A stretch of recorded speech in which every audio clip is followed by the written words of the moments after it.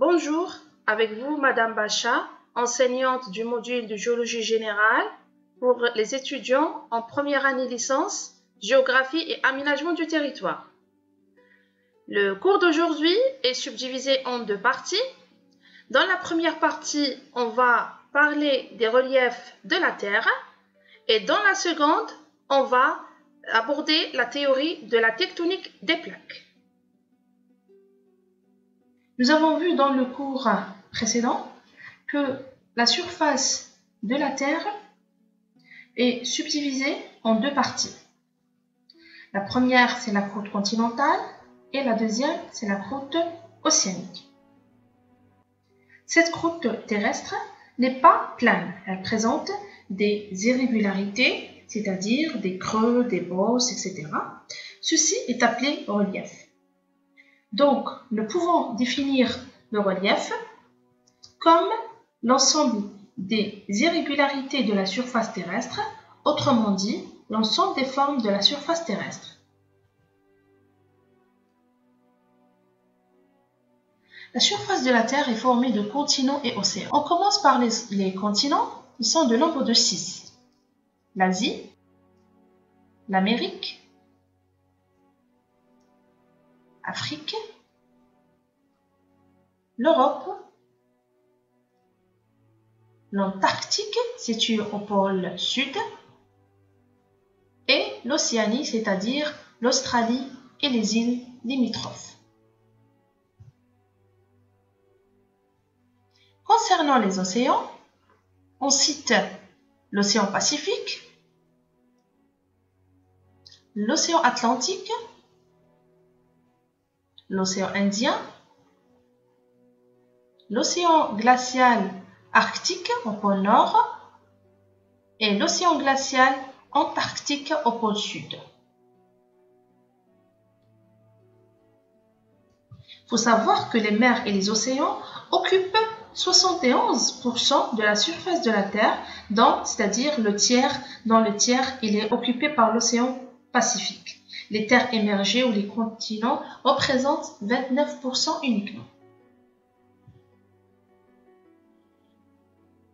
L'altitude de la Terre varie entre 0, c'est-à-dire le niveau de la mer, à plus de 8000 mètres, Everest 8800 à peu près 48 mètres à l'Himalaya, alors que la profondeur varie entre 0 et à peu près de 11 000 mètres les fosses des Mariannes à l'océan Pacifique. Donc, une dénivelée à peu près totale de 20 km.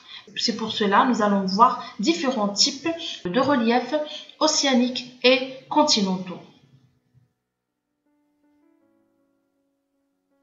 Donc, il y a des reliefs continentaux et des reliefs sous-marins ou océaniques. On commence d'abord par les reliefs continentaux.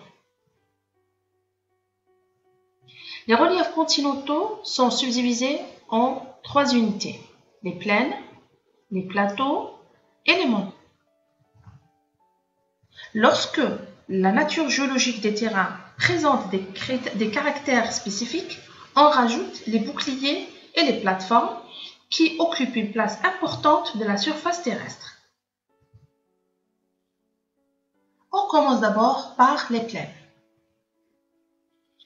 Une plaine ou la plaine est une vaste étendue plate dans laquelle le cours d'eau s'est peu encaissé.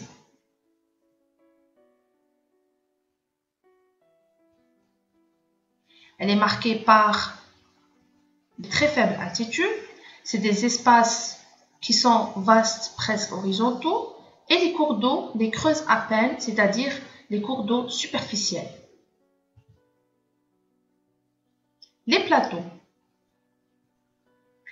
Un plateau est une vaste étendue plate dans laquelle le cours d'eau s'est beaucoup encaissé, c'est-à-dire contrairement aux plaines, ici les cours d'eau sont profonds, c'est-à-dire ils ont creusé profondément dans les plateaux. Les montagnes. Une montagne est une forme de relief qui est relativement haute, c'est-à-dire de haute altitude. C'est des bosses du relief à une altitude qui dépasse les 600 mètres.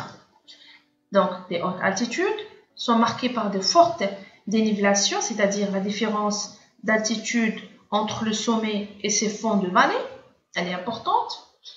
Donc, les chaînes de montagne peuvent être soit anciennes, lorsqu'elles sont composées de terrains géologiques formés généralement à l'ère primaire, ou bien récentes, c'est-à-dire formées il y a moins de 50 millions d'années, c'est-à-dire encore actives. Cette activité peut signifier une sismicité importante ou bien une activité volcanique. L'Everest, c'est la montagne la plus haute de la Terre, avec à peu près 8850 mètres. C'est une montagne qui est située sur la chaîne de l'Himalaya en Asie, à la frontière entre le Népal et la Chine. Sur cette carte du monde, donc nous avons la répartition des trois unités, des plaines, des plateaux et les montagnes. Donc ce qui est en vert, c'est les plaines. La plaine la plus importante dans le monde, c'est la plaine d'Amazon. Nous avons les plateaux, tout ce qui est en jaune ici. Donc, nous pouvons citer le plateau de Deccan en Asie et le plateau brésilien en Amérique du Sud. Concernant les montagnes, donc vous avez tout ce qui est en orange, c'est les chaînes de montagnes. Donc, en Afrique du Nord, nous avons la chaîne de montagne atlantique ou l'Atlas. En Europe, c'est les Alpes. En Asie, on a l'Himalaya. En Amérique du Nord, on a les montagnes rocheuses et en Amérique du Sud, on a les Andes.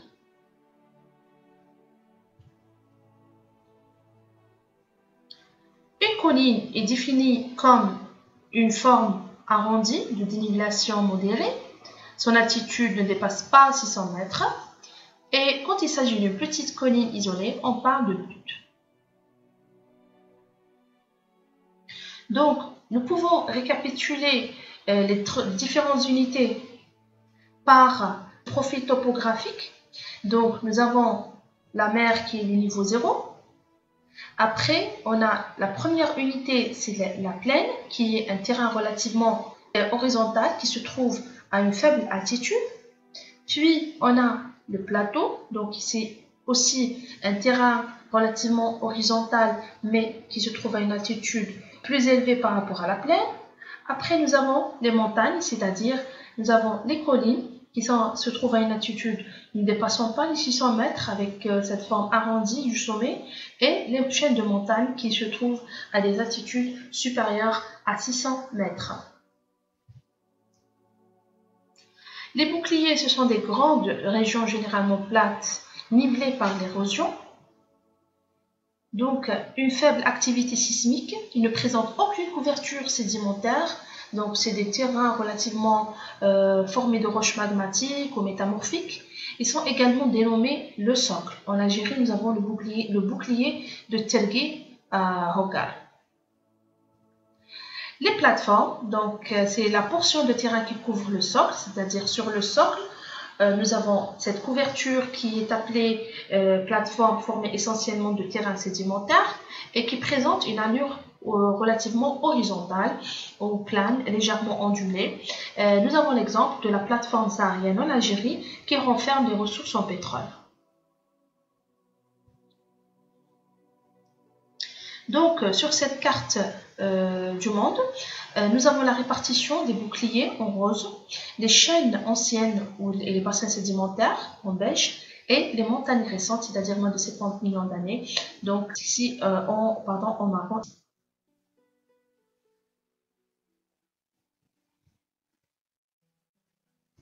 Donc, concernant la formation des chaînes de montagne, c'est dû au mouvement de convergence entre les plaques. Donc, le mouvement de convergence entre les plaques continentales et océaniques est le responsable de la formation des chaînes de montagne, et on distingue de types.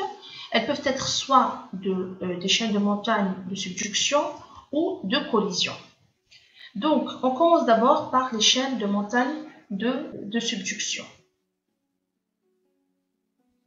Dans ce cas-là, nous avons une convergence entre deux plaques de nature différente, c'est-à-dire une convergence entre une plaque océanique et une plaque continentale. Et comme nous avons vu dans le cours précédent, que la croûte océanique est plus dense, donc elle a une densité à peu près de 3, elle est plus dense par rapport à la croûte continentale qui a une densité de 2,7. Dans ce cas-là, la croûte océanique, elle s'enfonce en dessous de la croûte continentale parce qu'elle est plus lourde, plus dense. Elle va s'enfoncer en dessous de la croûte continentale. Et lors de ce rapprochement, on a un plissement et un soulèvement donnant naissance à des chaînes de montagnes. Donc ici, on a souvent des volcans qui sont associés à ces reliefs. Nous pouvons citer ou donner comme exemple la chaîne des Andes en Amérique du Sud, qui est une chaîne de montagnes due à une subduction entre la plaque lithosphérique du Pacifique qui subducte sous le continent sud-américain.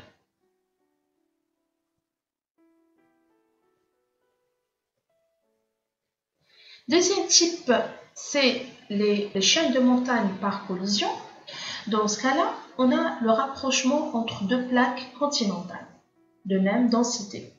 Donc, comme aucune des deux n'est plus légère par rapport à l'autre, on a alors une collision frontale, c'est-à-dire face à face. Donc, les deux plaques s'écrasent l'une contre l'autre et avec l'augmentation de la pression, la croûte terrestre elle va s'élever pour donner naissance à une chaîne de montagnes. Donc l'exemple le plus courant de ce type de chaîne due à une collision, de ce rapprochement frontal, cette collision, donc nous avons l'Himalaya, c'est un exemple de ce type, et même les Alpes en Europe. Donc l'Himalaya en Asie et les Alpes en Europe.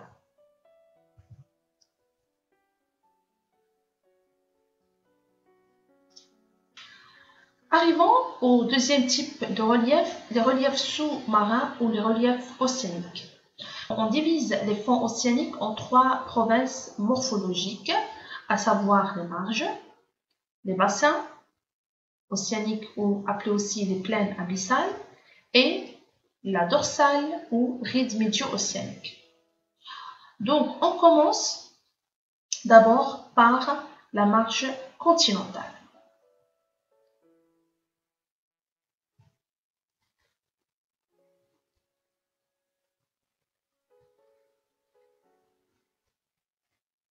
Les marges passives ou dites aussi stables sont subdivisées en 3 parties. Le plateau continental ou la plateforme continentale, le talus continental appelé aussi la pente continentale et le glacis continental. On va développer chaque unité à part. On commence par le plateau continental ou dit aussi la plateforme continentale. Cette partie, elle est caractérisée par sa forme qui est relativement plane.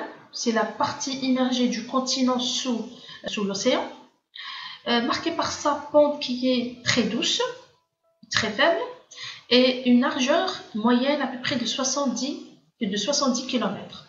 La profondeur, elle peut atteindre 150 jusqu'à 200 mètres de profondeur. Après, on a le talus continental, ou appelé aussi la pente continentale. Le talus continental ou la pente continentale, donc ici, contrairement au plateau continental, la pente, elle est très forte. Elle est prononcée, elle est très forte par rapport au plateau continental. Donc, il peut atteindre une profondeur de 3000 mètres. Après, on a le glacis continental. Le glacis continental, il est marqué par une pente relativement faible par rapport au talus, une surface relativement plane et qui peut atteindre une profondeur de 5000 mètres. Donc là, on est toujours dans les marges passives, c'est-à-dire les marges stables. Maintenant, les marges actives. Donc, concernant les marges actives, donc les marges actives, elles sont marquées par l'absence de ce plateau continental, c'est-à-dire directement, nous avons directement le talus qui va rejoindre directement les fosses océaniques. Donc ici, Ces marches sont marquées par une forte activité sismique et volcanique. Maintenant, on va voir le bassin océanique. Le bassin océanique, il est au-delà du glacier. Il est peu accidenté, marqué par une surface relativement plane et qui se trouve à une profondeur de 5000 mètres. Enfin, la dorsale médio-océanique ou ride médio-océanique, donc c'est un vaste relief sous-marin qui occupe à peu près le tiers de la surface des océans. Donc c'est des chaînes de montagnes volcaniques sous-marines. Et voilà, on termine la première partie du 4e cours vidéo. Je vous donne un rendez-vous le cours prochain, la deuxième partie de ce 4e cours, sur la tectonique des plaques. Pour toute question, n'hésitez pas à me contacter par mail. Merci pour votre attention et à bientôt.